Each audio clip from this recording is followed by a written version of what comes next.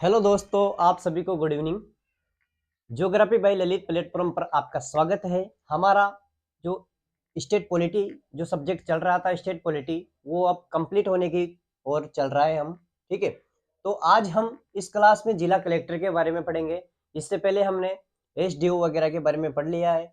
अब हम जिला कलेक्टर के बारे में पढ़ेंगे कि जो आईएएस अधिकारी होता है वो कौन होता है और जिले में कैसे वो जो प्रशासन और कानून व्यवस्था को बनाए रखता है, उसके बारे में हम आज देखेंगे। ठीक है, तो जो एक आईएएस ऑफिसर होता है उसको जिला कलेक्टर के पद पर नियुक्त किया जाता है। ठीक है, तो सबसे पहले हम बात करें भारत में पद। सबसे पहले भारत में जिला कलेक्टर का पद कब सर्जित किया गया?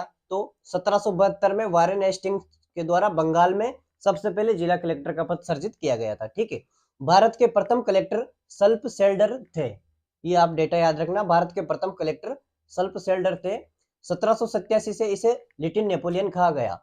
अब इसे लिटिल नेपोलियन क्यों कहा गया? क्योंकि राजस्व संग्रहण के साथ साथ इसको न्यायिक शक्तियां भी प्रदान की गई थी कलेक्टर को, इसलिए इसको लिटिल नेपोलियन कहा गया। ठीक है, स्वतंत्रता के बाद जिला कलेक्टर के नाम में कुछ परिवर्तन किया गया। जिला कलेक्टर को अलग अलग जगह अलग अलग नाम से जाना जाने लगा। जैसे राजस्थान में जिला कलेक्टर व कार्यपालक मजिस्ट्रेट कहते हैं, हरियाणा व कर्नाटक में इसको उपायुक्त कहते हैं, और उत्तर प्रदेश और वेस्ट बंगाल में इसको जिला मजिस्ट्रेट डीएम के नाम से जाना जाता है। ठीक है, 1993 से जब 1993 में 73वां संवैधानिक संशोधन हुआ, पंचायत राज संस्थाओं के संबंध में जब पंचायत राज संस्थाओं को संविधान में शामिल किया गया, तो 1993 में 73वें संवैधानिक संशोधन से इसको विकास कार्य में इसकी भूमिका बनाई गई। ठीक है, विकास कार्य में भी ये अपनी भूमिका निभा सकता है। ठीक है, उसके बाद में 2009 में पहली बार राजस्थान में पदोन्नत आईएएस अधिकारियों को जिला कलेक्टर के पद पर नियुक्त किया गया। 2009 से राजस्थान में जो भी आईएएस अधिकारी है वो अधिकारियों को जिला कलेक्टर के पद पर नियुक्त किया जाने लगा, पदोन्नत। ठीक है, पदोन्नत करके 2011 में जयपुर व जोधपुर से आयुक्त प्रणाली की शुरुआत हुई तथा ये याद रखना आप, 2011 में जयपुर और जोधपुर से आयुक्त प्रणाली की शुरुआत की गई तथा कलेक्टर की कानून व शांति व्यवस्था में भूमिका को परिवर्तित किया गया। ठीक है, 2011 से जब से आयुक्त प्रणाली की शुरुआत हुई, तब से कलेक्टर में शांति व्यवस्था के मामलों में उसको शक्तियां प्रदान की गई। ठीक है, अब हम बात करते हैं सामान्य सेवा शर्तों के बारे में। सबसे पहले बात करते हैं कि इसका कार्यकाल अनिश्चित कार्यकाल है इसका। ठीक है, तो इसकी नियुक्ति, स्थानांतरण और निलंबन राजस्थान सरकार का कार्मिक विभाग करता है। और नियंत्रण करता कौन है कलेक्टर पर? तो लोक शिकायत, पेंशन और कार्मिक मंत्रालय इस पर नियंत्रण रखता है। ठीक है, कलेक्टर के समक्ष प्रमुख चुनौतियां भी है। कलेक्टर कौन कौन सी चुनौतियों का सामना करता है? जैसे कार्यकाल की अनिश्चितता, राजनीतिक हस्तक्षेप, अत्यधिक कार्यभार, पुलिस प्रशासन से संबंध नहीं, बढ़ती कानून व्यवस्था की समस्या, जिले में कर्मचारियों और संसाधनों की कमी, और संभागीय आयुक्त का बढ़ता हस्तक्षेप। इस प्रकार से ये कलेक्टर के सम्मुख कुछ चुनौतियां हैं जो भी आपको याद होना जरूरी है। ठीक है, एक बार मैं वापस रिवीजन करवा दूं। भारत में कलेक्टर के पद को 1772 में वारेन हेस्टिंग के द्वारा बंगाल में स्थापित किया गया। भारत के प्रथम कलेक्टर सल्प सेल्डर थे। 1787 में इसे लिटिल नेपोलियन कहा गया क्योंकि ये राजस्व संग्रहण के कार्य के साथ साथ कानून व्यवस्था में भी इसको शक्तियां प्रदान की गई। स्वतंत्रता के बाद इसके नाम राजस्थान में जिला कलेक्टर व कार्यपालक मजिस्ट्रेट, हरियाणा व कर्नाटक में उपायुक्त, यूपी और वेस्ट बंगाल में जिला मजिस्ट्रेट डीएम। 1993 में 73वें संवैधानिक संशोधन से विकास कार्य में इसकी भूमिका प्रदान की गई। 2009 में पहली बार राजस्थान में पदोन्नत आईएएस अधिकारियों को जिला कलेक्टर के पद पर नियुक्त किया गया। 2011 में जयपुर जोधपुर से आयुक्त प्रणाली की शुरुआत हुई तथा कलेक्टर की कानून व शांति व्यवस्था में भी भूमिका परिवर्तित की गई। इसकी सेवा शर्त की बात करें तो कार्यकाल अनिश्चित है, नियुक्ति, स्थानांतरण, निलंबन राजस्थान सरकार का कार्मिक विभाग, नियंत्रणकर्ता लोक शिकायत, पेंशन व कार्मिक मंत्रालय।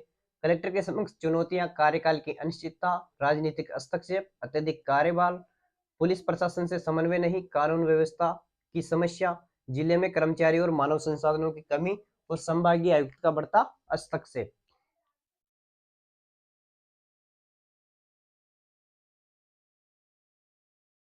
अब हम देखेंगे कि जिला कलेक्टर के क्या क्या कार्य और क्या क्या भूमिका है उसकी। ठीक है, कलेक्टर, इस कलेक्टर के क्या क्या कार्य होते हैं, एक जिले में एक कलेक्टर क्या काम करता है, उसके बारे में हम देखेंगे किस प्रकार से वो एक श्रृंखला से जुड़ा रहता है। ठीक है, तो जिला कलेक्टर के कार्य और भूमिका की बात करें तो सबसे पहले प्रशासनिक अधिकारी के रूप में कलेक्टर जिले में प्रशासनिक अधिकारी के रूप में होता है।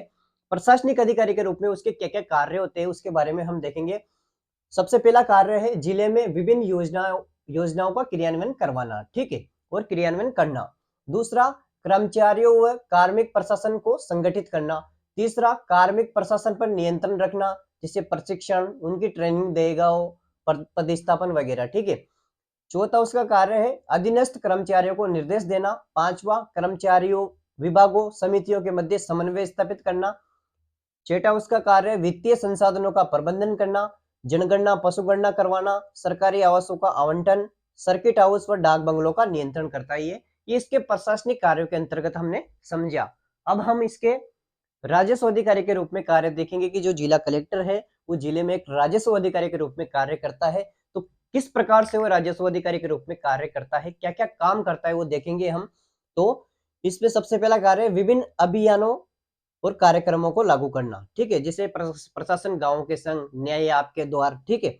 राजस्व कानूनों का क्रियान्वयन करना, जैसे भू राजस्व अधिनियम 1956, राजस्थान काश्तकारी अधिनियम 1955, इनको क्रियान्वयन करता है, ठीक है। राजस्व संग्रहण करना, जैसे जीएसटी टैक्स, भू राजस्व कर, स्टैम्प शुल्क, पंजीयन कर, रजिस्ट्रेशन शुल्क वगैरह ये लगाता है, ठीक है। भू अभिलेखों का प्रबंधन, जैसे भू नक्शे, जमाबंदी, नामांतरण पंजिका वगैरह का ये प्रबंधन करता है, ठीक है। राजस्व कर्मचारियों पर नियंत्रण रखता है। भू अधिग्रहण कार्यक्रम, भू अधिग्रहण के कार्य भी करता है, जैसे भू अवाप्ति अधिकारी के रूप में ये भू अधिग्रहण के कार्य करता है। सरकारी भूमि पर अतिक्रमण को रोकता है, राजकोष पर नियंत्रण रखता है, और राजस्व अपीलों की सुनवाई भी ये करता है। एक मजिस्ट्रेट के रूप में भी ये सुनवाई करता है, ठीक है। अब हम इसके दंडात्मक रूप में कार्य देखेंगे, इससे भी क्वेश्चन आया है एक बार। दंडात्मक रूप से कार्य देखेंगे हम कलेक्टर के। तो कानून व शांति व्यवस्था बनाए रखता है, वही 144 और 151 का ये पालन करता है, ठीक है। सूर्यास्त के पश्चात भी पोस्टमार्टम, ये इंपोर्टेंट पॉइंट है। सूर्यास्त के पश्चात भी अगर जिला जिला कलेक्टर चाहे तो पोस्टमार्टम करवा सकता है, ठीक है। पुलिस थानों व कारगरों का निरीक्षण करता है, हथियारों के लाइसेंस देता है। पुलिस प्रशासन की गोपनीय रिपोर्ट एक राज्य सरकार, पुलिस प्रशासन की एक गोपनीय रिपोर्ट ये कलेक्टर राज्य सरकार को सौंपता है, ठीक है। गुंडा, जिले में गुंडा सूची, ये सब कार्य वो जिले में करता है, ठीक है। जैसे जिले में गुंडा सूची का अवलोकन करता है, आतंकवादी घटनाओं तथा तस्करी पर नियंत्रण रखता है, विभिन्न कानूनों को लागू करना, राष्ट्रीय सुरक्षा कानून एनएसए, आयतन अपराध कानून, इनको लागू करता है जिले में, ठीक है। निर्वाचन अधिकारी के रूप में किस प्रकार से कलेक्टर अपनी भूमिका निभाता है, तो निर्वाचन अधिकारी के रूप में जिले में एमपी, एमएलए, पीआरआई के चुनाव करवाता है, मतदाता सूचियों का नवीनीकरण करवाता है, आदर्श आचार संहिता लगाता है, और मतदाता जागरूकता कार्यक्रम करवाता है, मतदाता सुविधाओं जैसे पेंशन, रैंप, व्हीलचेयर वगैरह का ये व्यवस्था करता है, ठीक है। तो इस प्रकार से हमने कलेक्टर के बारे में, कलेक्टर के कार्य देखे, कुछ कार्य हम बाद में देखेंगे। एक बार फिर से इसको रिवीजन कर लेते हैं। प्रशासनिक कार्य, प्रशासनिक अधिकारी के रूप में कलेक्टर के क्या क्या काम होते हैं, तो प्रशासनिक अधिकारी के रूप में जिले में विभिन्न योजनाओं का क्रियान्वयन करवाता है, कर्मचारियों और कार्मिक प्रशासन को संगठित करता है, कार्मिक प्रशासन पर नियंत्रण जैसे प्रशिक्षण, पदस्थापन, अधीनस्थ कर्मचारियों को निर्देश देता है, कर्मचारियों, विभागों और समितियों के मध्य समन्वय बनाए रखता है, वित्तीय संसाधनों का प्रबंधन करता है, जनगणना, पशुगणना करवाता है, सरकारी आवासों का आवंटन करवाता है, सर्किट हाउस, बाग डंगलों पर नियंत्रण रखता है, ठीक है। राजस्व अधिकारी के रूप में विभिन्न अभियानों और कार्यक्रमों को लागू करता है, राजस्व कानूनों का क्रियान्वयन, जैसे भू राजस्व, राजस्थान भू राजस्व अधिनियम 1956, राजस्थान काश्तकारी अधिनियम 1955, इनको क्रियान्वयन करता है, राजस्व संग्रहण जैसे जीएसटी, भू राजस्व, स्टैम्प शुल्क वगैरह लगाता है, और भू अभिलेखों का प्रबंध जैसे भू नक्शे, जमाबंदी वगैरह, नामांतरण पंजिका का प्रबंधन करता है।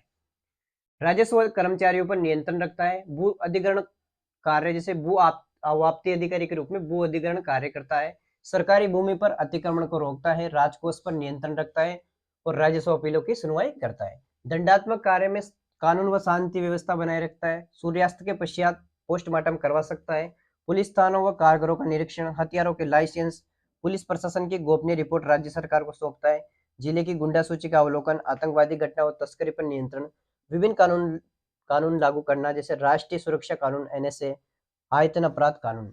निर्वाचन अधिकारी के रूप में एमपी, एमएलए, पीआरआई के कानून के चुनाव करवाता है, मतदाता सूचियों का नवीनीकरण, आदर्श आचार संहिता, मतदाता जागरूकता कानून, मतदाता सुविधाएं जैसे पेयजल, रैंप, व्हीलचेयर वगैरह की व्यवस्था ये करता है। अब हम कलेक्टर की आपदा निवारक अधिकारी के रूप में भूमिका देखेंगे। कि कलेक्टर आपदा निवारक अधिकारी के रूप में क्या क्या कार्य करता है। इससे पहले हम एक रजनी कोठारी का एक वाक्य पढ़ लेते हैं। कलेक्टर संस्थागत करिश्मा है, ये रजनी कोठारी ने कहा था। कभी कभी एग्जाम में पूछ लेते हैं कि कलेक्टर संस्थागत करिश्मा है, ये किसने कहा? तो रजनी कोठारी ने कहा था कलेक्टर संस्थागत करिश्मा है। ठीक है, अब हम आपदा निवारक अधिकारी के रूप में कलेक्टर की भूमिका देखेंगे। सबसे पहले ये आपदा प्रबंधन अधिनियम 2005 के अनुसार कलेक्टर जिला आपदा प्रबंध प्राधिकरण का अध्यक्ष होता है। ठीक है, 2005 का जो कानून है आपदा प्रबंध अधिनियम, उसके तहत जो कलेक्टर होता है जिला आपदा प्रबंध प्राधिकरण का अध्यक्ष होता है, और अध्यक्ष के रूप में वो निम्न कार्य करता है। जैसे प्रभावितों का पुनर्वास, चिकित्सा एवं स्वास्थ्य सुविधाएं उपलब्ध करवाना, खाद्य व नागरिक आपूर्ति, मुआवजा व क्षतिपूर्ति करना।